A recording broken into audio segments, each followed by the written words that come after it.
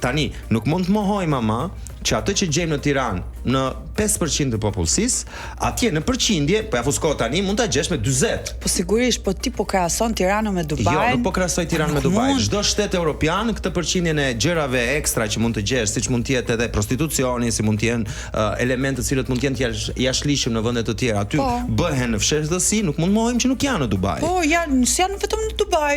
I ke në çdo lloj qyteti dhe shteti të mundshëm. Pozitiv se Dubai është shumë popullor për domethënë i përfolur le të them për këtë gjë. Nëse unë shkoj të jetoj në Irland, po marrim një shembull konkret. Nëse unë shkoj jetoj në Irland, një Finland ose një vend, një vend që s'është se është shumë. Dhe unë, domethënë, kam një punë të tillë dhe gjithkohës postoj. Unë në Irland nuk është se postoja shumë sa po t'isha në Dubai.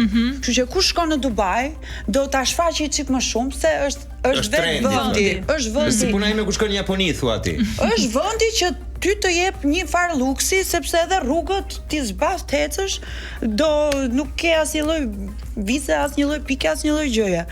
Por është ajo gjëja që ti, domethënë, është e pashmangshme kjo lloj gjëje, thjesht në Dubai është një amplifikator rrjeti social i cili bëhet vetë edhe nga njerëzit. Se vendi është luksoz.